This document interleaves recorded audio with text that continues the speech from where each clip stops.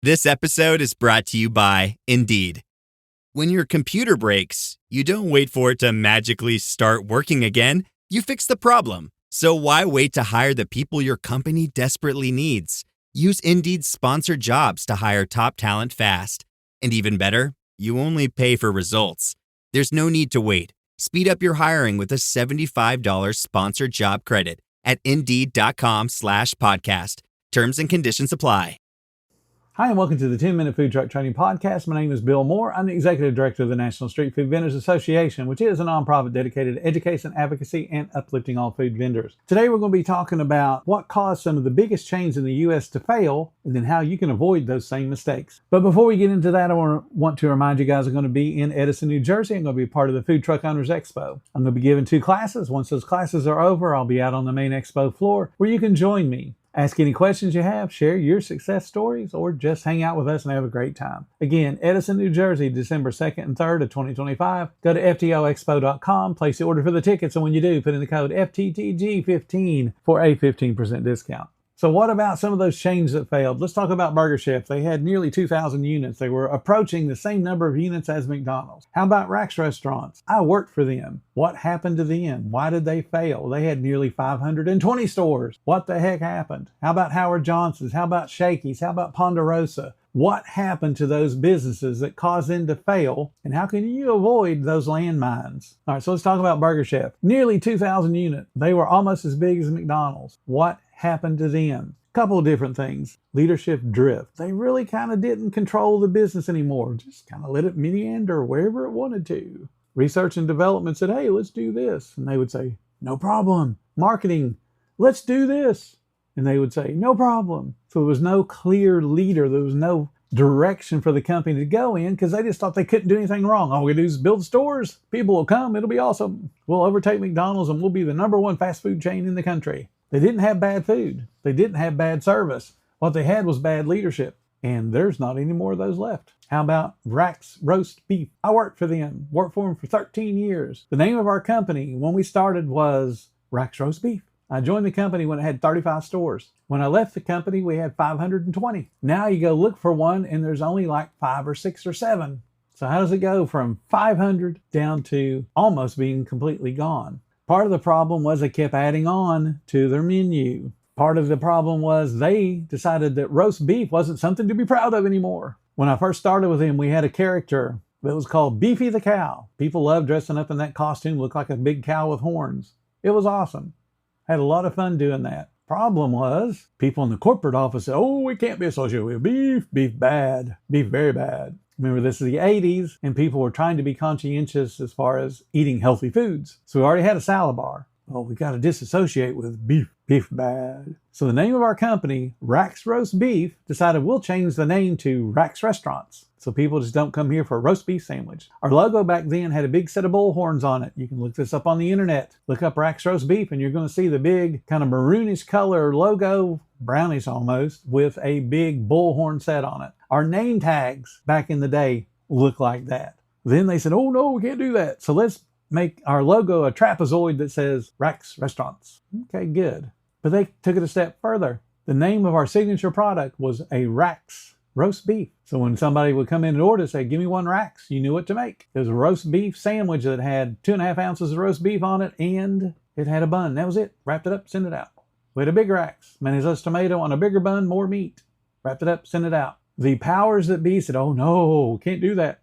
So we dropped the word Rax. So now you'd come in and order a roast beef sandwich or a big roast beef sandwich. How boring is that? They weren't proud of the name. They weren't proud of the name that grew through the 60s and 70s. Oh, we got to drop that because people don't like beef. Becomes a problem when you don't pay attention to what brings people to the table. We started out with a 25-item salad bar. It was literally 6 feet wide. It became a 2-sided, about 12 feet on each side, 6 feet across the end, or probably 8 feet across the end, of hot food. It had a landing area on one end for hot soups, had 2 big soup kettles, and then 2 sides of refrigerated items. So it had a huge salad bar. We did pasta, then we did Chinese bar, then we did an Italian bar, then a Greek bar, all different kind of things. We had it on baked potatoes. So our menu kept getting bigger and bigger and bigger, but the sales kept going down and down and down because people didn't know what the heck we were. Does that sound like your food truck? How about Howard Johnson's? They were built on U.S. highways. They were awesome. You go down any U.S. highway and there would be a Howard Johnson. You knew you could go in and get a good meal, and if you had to spend the night, they had a hotel. It was great. But what happened to them? Well, the interstate system happened. So travel patterns changed, but their company didn't respond to those changes in travel. They just thought people would still get off the highway and drive over to that U.S. highway. In some cases, the U.S. highway paralleled the interstate, but in most cases, it did not. So somebody that was looking for a Howard Johnson's would have to drive 8, 10, 12 miles, and they wouldn't do it. So they didn't respond to things that were changing. And then when we had the oil embargoes of the early 70s and people stopped traveling, well, they didn't need hotels. How about Shakey's Pizza? They didn't think delivery was something that would be going on forever. They thought it was a fad. Oh, Domino's, oh, it's so funny. Y'all delivering. And they didn't get into the delivery game until it was too late. So they lost the momentum that the other chains were gaining by delivering. They didn't recognize their own industry changes. So you want to make your food truck bulletproof. It's not that hard. One of the things that I talk about is capacity. How many orders can you take an hour? How many orders can you cook an hour? And how much food can you store? One of those three capacities is the most that you can do. That's a food truck. But you have to be aware of whichever number is the smallest. If you're not, you end up giving bad service. If you're giving bad service, people don't want to come back. Your food could be awesome. And I know that you could be one of those people that will say, people will wait on good food. Well, if you honestly believe that, I want you to stop charging people for the food until you give it to them. So if somebody comes up and says, I want 10 of those famous things that you sell, that could be a $50, $60, $100 ticket. I don't know. But you don't charge them anything until you hand the food to them. Here you go, sir. That'll be $100. Let's see how many people hang around Grandpa. If you truly believe people don't mind waiting on good food, put your money where your mouth is. Don't charge them until you hand them the food. So we've been talking about all the things that cause all these chains to fail. Leadership wasn't focused. That was Burger Chef's problem. They just did whatever they wanted, whenever they wanted. Rax decided that we're going to change what brought people to the table because that's going to make them want to come back. Howard Johnson's didn't change when people's habits changed. Shakey's didn't see a trend and didn't have the foresight to realize it's not a trend. It's not a fad. It is how people are changing how they get their food. Third-party delivery is a good example of that. Used to be Domino's had their own delivery force, still do to an extent. But when they get overloaded, they have no problem using DoorDash or Uber Eats. So they recognize their own shortcomings. Sometimes they don't have enough staff. They will continue to deliver. Same with Pizza Hut, Hungry Howie's, and all the other places that deliver. Sometimes it's a driver they have employed. Sometimes it's a third-party delivery. You, the consumer, don't really care. You have to be able to make those changes. So you wear a bunch of hats. Sometimes you might be the cook, sometimes you might be the cashier, sometimes you're the maintenance man, but then you're also the marketer, you're also the chief executive officer that has to make decisions that move your company forward. Moving your company forward is not, let's add on one more product because that's why people don't come to us. If you're a burger truck and you feel like there's nobody coming, what's the problem? Adding on chicken sandwiches is not going to suddenly be a difference. Changing your menu every day because people want variety isn't going to work either. People want consistency and then options. So consistency is you have a core menu, 4 to 5 things that do not ever change. And the only time you change that core menu is when one of the products falls out of favor. Good example of that in the 80s. Kentucky Fried Chicken was called Kentucky Fried Chicken. You went to the restaurant and it said Kentucky Fried Chicken. Then people decided that, ooh, fried food bad. It's hard when your whole business is built around fried foods. So what did Kentucky Fried Chicken do?